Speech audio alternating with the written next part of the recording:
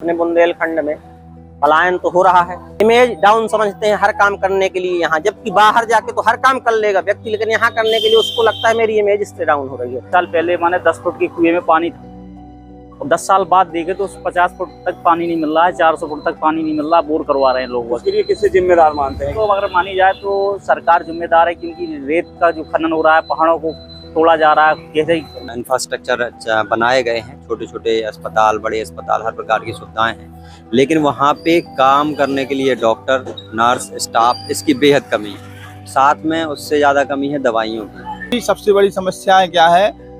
क्षेत्र के हिसाब से जो डॉक्टरों की व्यवस्था होना चाहिए वो है नहीं है। सबसे बड़ा कारण है वनों का लगातार कटना और पर्यावरण के नाम पर जो योजनाएं चलती हैं उनकी देखरेख सही तरीके से नहीं हो पाती है। और स्वास्थ्य विभाग तो कई खुले हैं, लेकिन शायद महीनों ताला डाला रहता है, वहाँ पे कोई पहुँचता भी नहीं। प्रशासन को जरूर ध्यान देना चाहिए, क्योंकि डॉक्टरों की कमी है।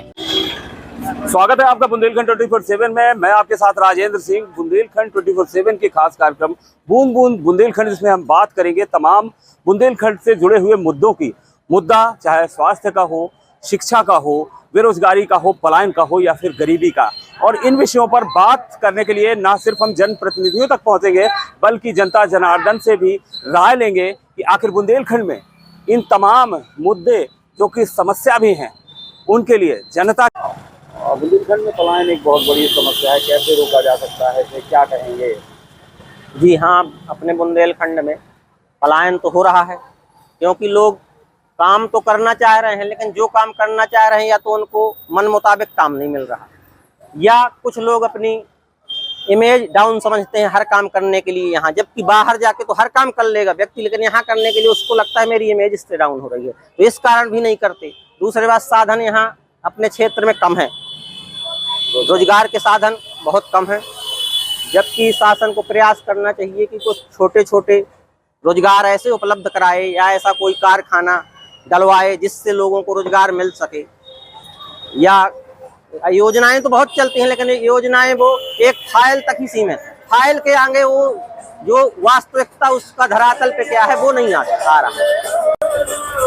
जबकि हमारे यहाँ रोजगार करना चाहे तो करने वालों को है, लेकिन फिर भी हर व्यक्ति नहीं कर सकता। कोई के पास पूंजी नहीं है, तो किसी के पास पूंजी है तो वहां तक वो पहुंच नहीं सकता जहां उसको रोजगार करना है। शिक्षित बेरोजगारों की संख्या सबसे ज्यादा ही बढ़ी है, क्योंकि वो हर काम कर नहीं सकते, इसलिए उनकी और भी ज्यादा है, क्योंकि उनको हर काम करने में शर्म आती हो तो वही करेगा, या तो पढ़ो या तो बिल्कुल ना पढ़ा हो तो अच्छा है। अब उसको किराना दुकान में कहे तो खोल लो, तो पढ़ा लिखा किराना दुकान खोलने को भी पलायन का एक बहुत बड़ा कारण है, बहुत बड़ा कारण है। बुंदेलखंड में जल संकट तो है ही, जलवायु उसका एक बहुत बड़ा कारण है। और क्या कारण मानते हैं आप, क्यों है जल संकट? जल संकट बुंदेलखंड में इस कारण से हो रहा है, सबसे ज़्यादा खनिज और पहाड़ों में गहराई जा रही है, जिससे वाटर लेवल खत्म होता जा रहा है, घट रहा है। जैसे नदियों से बालू निकाल रहे हैं तो बहुत गहराई से तक चले जाते हैं, पानी के अंदर से निकाल के पानी। और सबसे बड़ी समस्या है तालाब खत्म हो रहे हैं, तालाबों में टूटे जा रहे हैं और कुआं सूख रहे हैं। माने मेन कारण है बुंदेलखंड में जल संकट का कारण कि वाटर लेवल घटना। वाटर लेवल घटने का कारण है कि वहाँ गहराई में पहाड़ों को खोद के नीचे ले जाना और रेत निकालना नदियों से। नदियों की गहराई जो ऊपर थी पहले, आज के अपन मान लें कि बुंदेलखंड में अगर 20 साल पहले की बात करें तो 20 साल पहले माने 10 फुट के कुएं में पानी था और 10 साल बाद देखे तो 50 फुट तक पानी नहीं मिल रहा है, 400 फुट तक पानी नहीं मिल रहा, बोर करवा रहे हैं लोग। उसके लिए किससे जिम्मेदार मानते हैं? तो अगर मानी जाए तो सरकार जिम्मेदार है, क्योंकि रेत का जो खनन हो रहा है, पहाड़ों को तोड़ा जा रहा है, जैसे लीज दे रहे हैं जिन पे काम कर रहे हैं खनिज से, तो उनको इतना दें कि अपन को गहराई कितने नीचे तक जाना है, इससे कुछ। लेकिन इस पर कटाई का कितना इसमें? जंगलों की कटाई का बहुत ज़्यादा असर पड़ रहा है, और उससे वन विभाग जो मानसून पर, वर्षा पे असर पड़ रहा है। इसके जो पेड़ कटते हैं अपने यहाँ से बुंदेलखंड के, आप ज़्यादा दूर ना जाएं, अपने यहाँ ये पन्ना टाइगर में है तो आधाधुंध जंगल काटा जा रहा है, तो जहाँ से देखे सागौन का तस्कर हो रहा है तो पेड़ काट के फेंक दिए जा रहे हैं। तो इस तरीके से देखा जाए तो मानसून बिल्कुल नहीं बन रहा है, तो बारिश नहीं होती, इससे जल संकट नीचे चला जा रहा है, जल में पानी वाटर लेवल को घट रहा है। तो बुंदेलखंड इस समय जल संकट और बेरोजगारी से बहुत पीछे हट रहा है अपने भारत से। बेरोजगारी और नरेगा के बारे में अगर बात करते हैं तो नरेगा में सबसे ज़्यादा समस्या ये आ रही है कि जो मजदूरी की दरें हैं वो बहुत कम हैं, जिससे माने एक मजदूर का भरण पोषण नहीं हो रहा है। दूसरी बात आती है कि माने फर्जी रिकॉर्ड बनता है, पूरा काम नहीं होता है। ग्राम पंचायतों के तालाबों का हो या अपन ये देख लेते हैं कि नाला को रोकना, जैसे मेड़ बंधान करना खेतों के लिए, तो अपन इस पे देखते हैं तो माने इस पे कागजों पर काम होता है चाहे किसी भी ग्राम पंचायत में। और अपन इसमें देखें नरेगा अपने हर विभाग में चल रही है, इसीलिए प्लान नहीं प्लान तो उस कारण है सबसे ज़्यादा नरेगा की जो मजदूरी है, अगर पर्टिकुलर जनता को काम मिले मजदूर को तो काय को पैसा बाहर जाएगा भाई। बाहर कौन ज़्यादा मिल रहा है? हम कहते हैं दिल्ली में 600 मिल रहा है या 400 मिल रहा है या 300 मिलने लगे 400 मिलने लगे तो यहीं रहेगा, क्योंकि उसका आधा खर्च। अभी क्या कितनी है मजदूरी नरेगा? अभी लगभग 262 रुपए के लगभग होगी, कंफर्म तो नहीं। कम है, बहुत कम है। आज प्लान प्राइवेट काम करता है मजदूर तो उसको मिल रही है इस समय 400 रुपए, लेकिन प्राइवेट काम के लिए इतना यहाँ पे स्कोप नहीं है। तो और स्कोप नहीं है इसलिए उनको दिल्ली जाना पड़ता है, दिल्ली कहीं अहमदाबाद कहीं बाहर जाना पड़ता है। और जाते हैं बेचारे, वहाँ पड़े रहते हैं नालियों के किनारे पे, अपना बच्चों को पालने के लिए मजबूरी हो जाती है, इसलिए प्लान हो रहा है। स्वास्थ्य सुविधाओं को लेकर क्या करेंगे? जिस तरह से जो स्वास्थ्य सुविधाएं हैं आंचलिक क्षेत्रों में, ग्रामीण क्षेत्रों में, क्या पर्याप्त मानते हैं? स्वास्थ्य को लेके बुंदेलखंड अभी भी पिछड़ा हुआ है। बुंदेलखंड में सरकार द्वारा कई जगह इंफ्रास्ट्रक्चर बनाए गए हैं, छोटे छोटे अस्पताल, बड़े अस्पताल, हर प्रकार की सुविधाएं हैं, लेकिन वहाँ पे काम करने के लिए डॉक्टर, नर्स, स्टाफ, इसकी बेहद कमी है। साथ में उससे ज़्यादा कमी है दवाइयों की। आप एक व्यक्ति को अगर जांच करानी है तो वो बाहर कराता है, डॉक्टर मिलता है नहीं मिलता है, अगर डॉक्टर इन केस मिल भी जाता है तो फिर उसको देखने के बाद सारी दवाइयाँ उसको बाहर लेनी है। तो इससे अच्छा वो सोचता है कि मैं प्राइवेट जगह ही भागूं या झोला छाप डॉक्टर का ही इलाज करवाऊं। इसके साथ आप देखेंगे हमारे आसपास के क्षेत्र जैसे बारीगढ़ में अभी बीते दिनों एक घटना हुई, लोगों को एक्सीडेंट हुआ, इलाज के लिए वहां पहुंचे, नर्स स्पष्ट कह रही है कि यहाँ पे कोई डॉक्टर नहीं है, कोई सुविधा नहीं है, आप इसको तुरंत बाहर लेके जाइए। जिले की प्राइमरी ट्रीटमेंट भी नहीं मिल पाता। प्राइमरी ट्रीटमेंट की भी बड़ी असुविधा है। मैं जैसे लवकुश नगर में हूँ तो यहाँ पे छोटे इलाज, अगर आपको प्राइमरी इलाज है तो शायद अगर डॉक्टर बैठा है तो मिल जाएगा, अन्यथा आपको जिले के लिए ही भागना पड़ेगा। और छोटे छोटे गांव हैं या कस्बे हैं और भी, तो वहाँ पे तो आप बिल्कुल संभावना ही नहीं है कि वहाँ पे आपको इलाज मिल जाए। उनके लिए सबसे बड़ी समस्या है, विशेषकर प्रसूताओं के लिए। प्रसूताएं बाहर तो रह नहीं सकती, उन्हें रहना अपने घर में है, लेकिन अस्पताल में वो कैसे, मतलब उन्हें अगर अपने डिलीवरी के लिए जाना है तो अभी बीते दिनों ही ये घटना हुई कि वो प्रसूता बैठी हुई है, डॉक्टर है नहीं, स्टाफ है नहीं, और उसके लिए अब उसको इतना ज़्यादा पैसा खर्च करने की उनकी क्षमता नहीं है, तो वो क्या करेंगे। मजबूरियां हैं, बेहद ही बुरी दशा है। इंफ्रास्ट्रक्चर खड़ा कर दो, बिल्डिंग खड़ी कर दो, ये बना दो वो बना दो, इससे हाँ बिल्डिंगें इलाज नहीं करती। इससे ज़्यादा गवर्नमेंट को ध्यान देना चाहिए कि वहाँ पे हर जगह स्टाफ होना चाहिए। स्टाफ की नियुक्तियाँ भी हो जाती हैं लेकिन वो ज्वाइन नहीं करते, या फिर वो इंटीरियर एरिया में जाना नहीं चाहते, जाते भी हैं ज्वाइन भी कर लेते हैं तो बेसमय। अपना जब उनका मन हुआ तब वो जाएंगे, तब जब उनका मन हुआ तब वो वापस आएंगे। ऐसा नहीं है कि वो अपना एक नियमित ड्यूटी दें या नियमित स्टाफ जाए। जिसको जहाँ जैसी सुविधा मिलती है वो वैसा कार्य कर रहा है। सरकार को इस पर विशेष ध्यान देना चाहिए। बात करें पास में एक गांव है हमारे 8 किलोमीटर दूरी है, मुरेड़ी गांव में मेन रोड पर अस्पताल है, सारी सुविधाएं हैं, बड़ी बिल्डिंग है, 2 विधायक वहां पर हो चुके हैं, एक भी डॉक्टर की नियुक्ति नहीं की गई, ना ही वहां पे डॉक्टर जाते हैं। और जो स्टाफ है, स्टाफ भी जा रहा है अपने मन का जा रहा है, कोई सुविधाओं के लिए सब कुछ है लेकिन काम नहीं हो रहा है। इलाज के लिए लोगों को यहीं लवकुश नगर भागना पड़ रहा है। तो इस प्रकार सुविधा देने बस से कुछ नहीं होगा, उस पर पूरा ए से लेके जेड तक पूरा काम करना ही पड़ेगा। और बुंदेलखंड में जिस तरीके से देखा जाएगा, ग्रामीण क्षेत्र की बात करें तो शैक्षणिक व्यवस्था, तो शैक्षणिक स्तर है कितना सही मानते हैं जो शासकीय विद्यालयों में? देखिए, शिक्षा का जो स्तर है दिन ब दिन डाउन में होता जा रहा है। उसका कारण भी है कि ये जो शिक्षा प्रणाली हमारे यहाँ अपनाई गई है, उनका बेस्ट ऑफ 5, रुक जाना नहीं, उन्होंने इसके माध्यम से बच्चों की शिक्षा का जो स्तर है, वो पढ़ाई का जो डर होता है, परीक्षा का पढ़ने का जो जुनून होता है, वो ख़त्म कर दिया है। उनको पता ही नहीं रहता है कि भैया बोर्ड परीक्षा है या कुछ भी परीक्षाएं चल रही हैं, तो हम उसके प्रति हमें तैयारी करना पड़ेगी।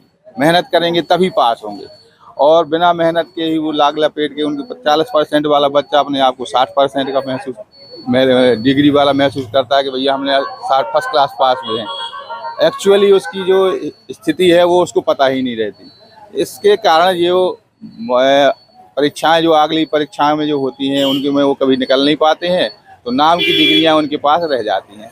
तो हम तो ये शिक्षा व्यवस्था से, और साथ में ये भोजन प्रणालियाँ चलती रहती हैं कि उनमें मध्याह्न भोजन है, ये आए दिन वो खाना की कटोरी लिए थालियाँ लिए घूमते रहते हैं, और उसी में शिक्षक और पूरा स्टाफ और वो बच्चे सब इसी में उलझे रहते हैं। पढ़ाई लिखाई कुछ खत्म रहती है, उनके जो स्तर होना चाहिए सुधार वो होता नहीं है, शिक्षकों की कमी भी देखी जाती है। हाँ, और जो सबसे बड़ी चीज़ है जो स्टाफ है, बच्चे हैं तो स्टाफ नहीं है, स्टाफ है तो बच्चे नहीं है, तो ये अनुपातिक दृष्टि से जो होना चाहिए वो है नहीं है। इसलिए जो बच्चों का जो शोषण हो रहा है, उनका भविष्य के साथ खिलवाड़ हो रहा है, और ये हमारे वर्तमान की स्थिति में उसमें सुधार होना चाहिए, है ना। और शिक्षक से शिक्षा न मिलेगी बच्चों को उचित, तो उनका भविष्य खराब होगा। निश्चय है कि वो आने वाले हमारे देश के कर्णधार हैं, और निश्चित रूप से आगे भविष्य खराब होगा और परेशानियां बढ़ेंगी। स्वास्थ्य सुविधाओं को लेकर क्या कहेंगे? इसी प्रकार लगभग यही है, उसमें भी सबसे बड़ी समस्याएं क्या है, क्षेत्र के हिसाब से जो डॉक्टरों की व्यवस्था होना चाहिए वो है नहीं है। औषधालय वगैरह बने हैं, उसमें स्टाफ नहीं है, और छोटी छोटी अभी गांव में भी जो क्या कहते हैं जो उप स्वास्थ्य केंद्र, प्राथमिक स्वास्थ्य केंद्र, बिल्डिंगें तो बन गई हैं। अब बिल्डिंगों से थोड़ी इलाज होना है भैया, आम आदमी का इलाज होगा तो अगर स्टाफ ही नहीं होगा, उनमें कोई बैठने वाला, देखने वाला, उनको उचित परामर्श देने वाला नहीं होगा, तो वो परेशान होते हैं।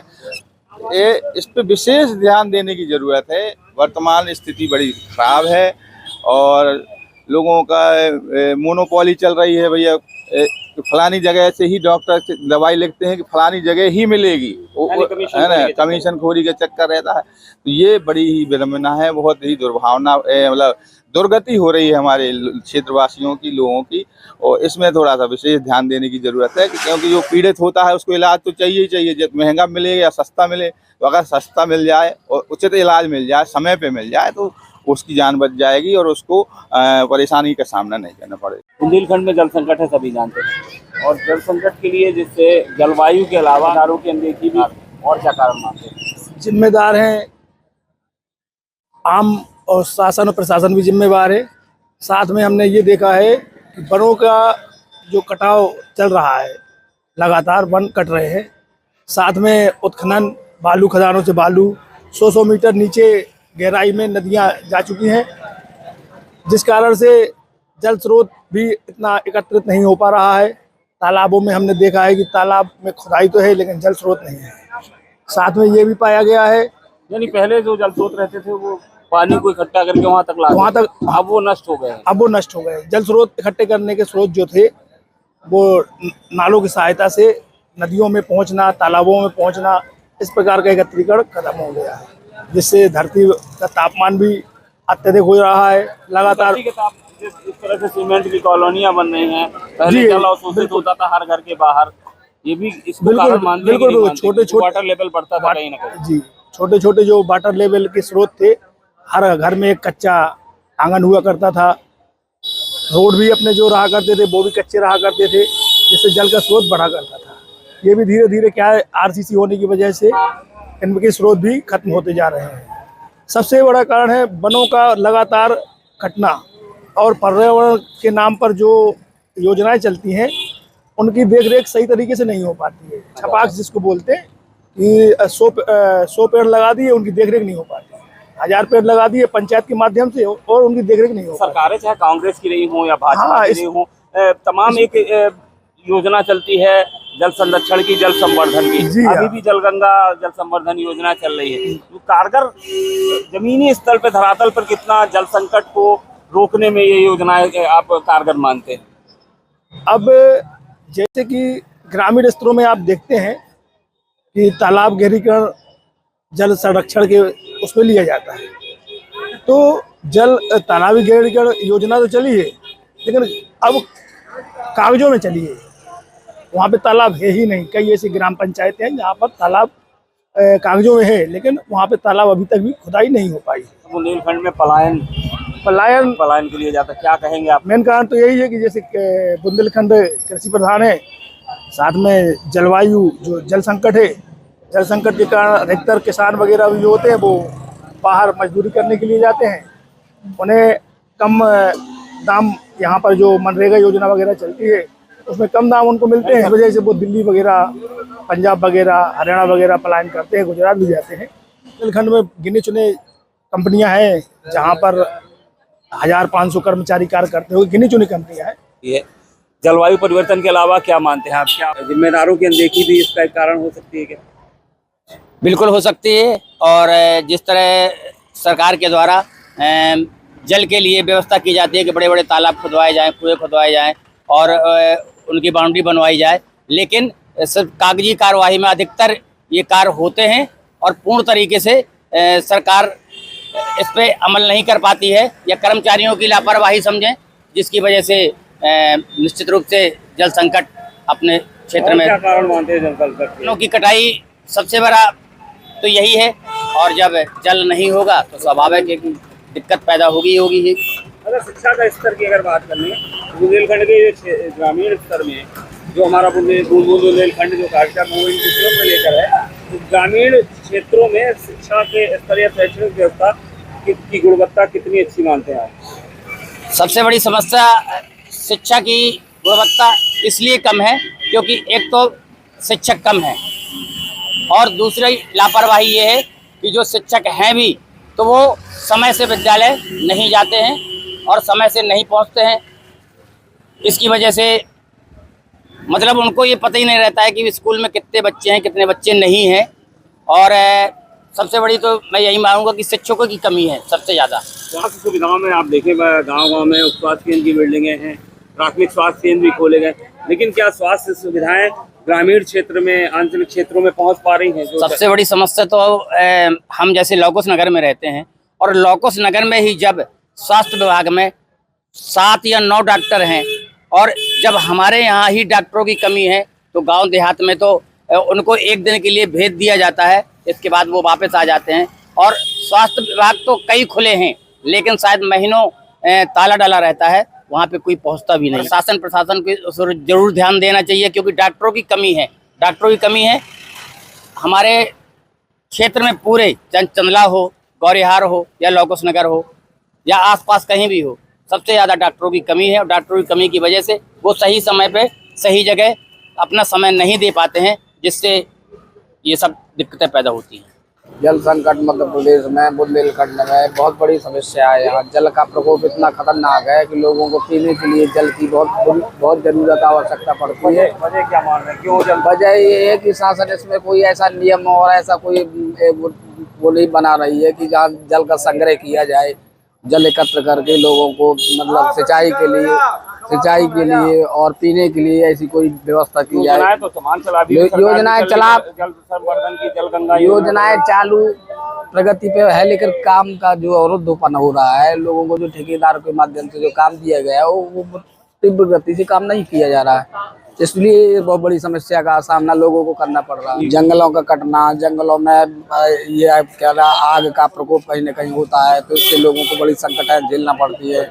इससे बहुत बड़ी जनता को सामना इस समस्याओं से करना पड़ता है। स्वास्थ्य सुविधाएं अगर देखी जाए क्षेत्रीय इलाकों में स्वास्थ्य सुविधाओं की कितनी आप देखते हैं कि क्या सुधार है मिल पा रही है? स्वास्थ्य विभाग में तो कोई सुधार नहीं है। चंदला में आप जाइए, वहाँ सामुदायिक स्वास्थ्य केंद्र है, वहाँ डॉक्टर समय पर नहीं बैठते हैं, लोगों के लिए ना साफ सफाई है, इससे बेड रखी हुई है कि लोग बेचारे तरस रहे हैं, कूलर पंखे आल टोटल बंद पड़े हुए हैं और ना वहाँ साफ सफाई होती है। इतना गंदगापन रहता है कि लोग वहाँ बहुत परेशान होते हैं, बेचारे रोते हैं, कोई सुनने वाला नहीं है। किसी से भी सुनाते हैं तो कोई वो सुन भर लेता है, बाकी ना कोई उसमें कोई सुधार करता है। बहुत बड़ी समस्या है मध्य प्रदेश में।